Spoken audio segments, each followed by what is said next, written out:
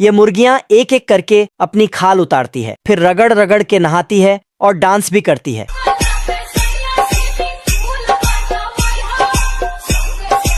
बत्तख उनको नई खाल पहनाती है। रोटी खा लो। उसके बाद बत्तख उन सबको खाना देती है। ये देना।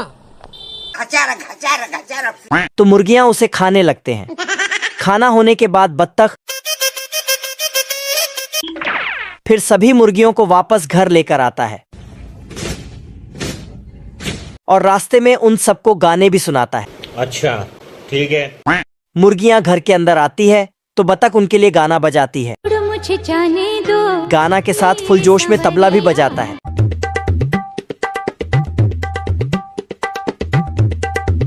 तो मुर्गियां खिड़कियों से निकलती है और अंडे देकर अंदर जाती है और बाहर आती है। बवाल चीज है बे। साला बत्तख जितना जल्दी जल्दी गाना बजाती है, मुर्गियां उतनी जल्दी जल्दी अंडे देती है। ये मुर्गियां तो बहुत ही टैलेंटेड है।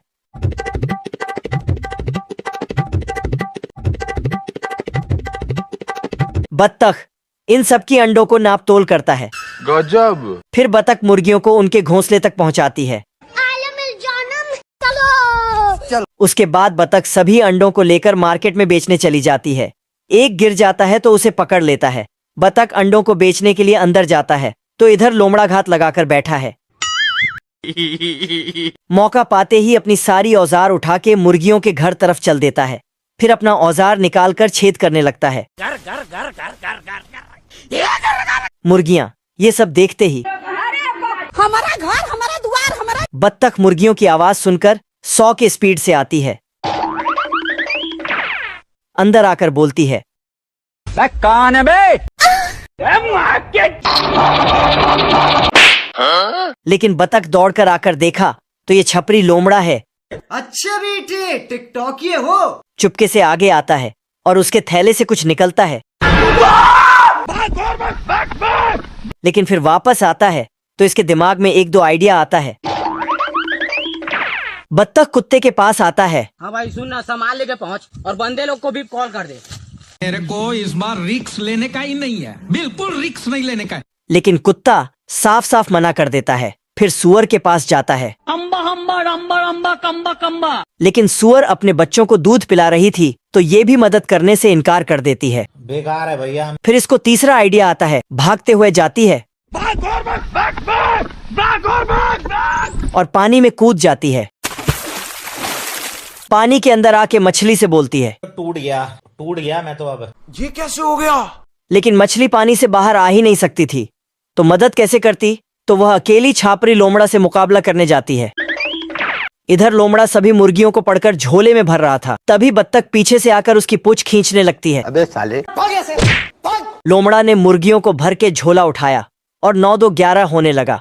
बत्तख गुस्से से उठता है और घोड़े से भी तेज भागने लगता है और पेड़ में सुरंग बनाकर निकल जाता है। इधर लोमड़ा मुर्गी का काम तमाम करना चाहता था, लेकिन मुर्गी कुल्हाड़ी को ही पकड़ लेती है।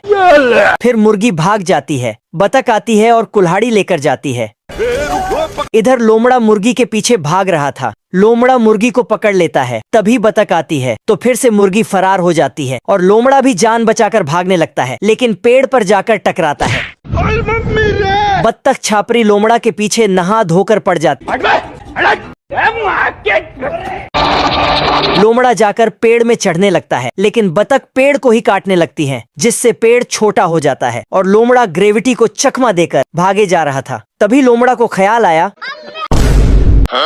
बत्तख लोमड़ा के ऊपर कुल्हाड़ी फेंक दिया तो कुल्हाड़ी लोमड़ा के पीछे भागने लगा। रास्ते में पेड़ आते हैं तो पेड़ को भी काट देते हैं, जिससे लोमड़ा का पूंछ दब जाता है और लोमड़ा बत्तख ने लोमड़ा की पूंछ का झंडा बनाया। आप कहाँ थे ज्ञानी बाबा? अगर आपको ये वीडियो थोड़ा सा भी पसंद आया हो तो एक प्यारा सा कमेंट जरूर करना।